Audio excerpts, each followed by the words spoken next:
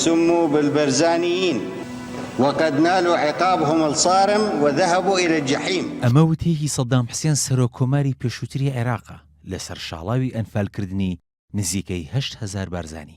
پرۆسەی ئەنفالکردنی بارزانیەکان کە 33 ساڵ بەسەریدا تێپەڕ بووە دەستپێکی شاڵاوێکی فراوانتری ئەنفالی حیزبی بەعز بوو دژ بەگەلی کورد کە لە ئاکامدا نزیکەی 182,000 کەس بێسەر و شوێن کران و سەدان گوند و شارۆچکەش خاپورکران و دانیشتوانەکانیان ڕاگوێزران.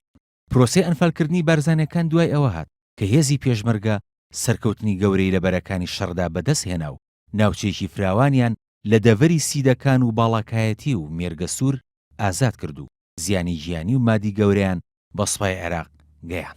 بەشێک لە بارزانیەکان بەر لەوەی بەر هەڵمەتی ئەنفال بکەون لە ساڵانی هەفتاکاندا لە ناوچەکانی خۆیانەوە بەرەو باشووری عێراق ڕاگوێزران و دواتریش لە ساڵی 1970 هێنرانەوە کوردستان و لە کۆمەڵگەکانی خورشیدی و گردەمەلا و کۆمەڵگەی کاوە لە قوشتەپا نیشتەجێکران.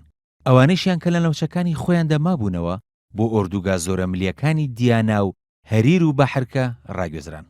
سوپای عێراق لە گەرمەی جەنگی عێراق ئێران و لە کۆتایی مانگی تەمموز و سەرەتای مانگی ئابی ساڵی 1983دا بەهێزێکی گەورە و بە هاوکاری جاش و جێشی شەعبی و هێزی تایبەت قەدەغەکردنی هاتوچۆیان ڕاگەیاند و پیا و کوڕانی بارزانی لە تەمەنی 6 ساڵانەوە تا 70 ساڵی لەناو ئۆردوگاکاندا بە ژمارێک ئۆتۆمبیلی ئیڤا و لە وەرزی هاویندا ڕەوانی بیابانەکانی باشووری عێراق و چەند وڵاتێکی دراوسێ کرد. پرۆسەی ئەنفالکردنی بارزانیەکان بە 3 قۆناغ ئەنجامدرا. قۆناغی یەکەم بە جیاکردنەوەی پیا و ئافرەتەکان دەستی پێکرد. قۆناغی دووەمیش پیاوە بە تەمەن و پەککەوتەکان جیاکرانەوە و ئەنفال نەکران، بەڵام ئەوانی کە تەمەنیان لە سەروی 6 ساڵەوە بوو ئەنفالکران.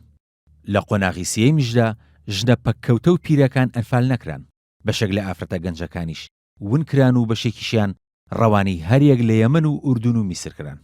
لە دانوستانەکانی ساڵی 1990دا کە لە دوای ڕاپەڕینە مەزنەکەی گەلی کورد لە نێوان کورد و حکوومەتی بەغدا ئەنجامدرا، بەغدا هیچ شتێکی لەباری چارەنووسی ئەو 8,000 بارزانیە و ئەنفالکراوەکانی دیکەی ناوچەکانی دیکەی کوردستانەوە بۆ وەفدی دانووسکاری کورد ئاشکرا نەکرد.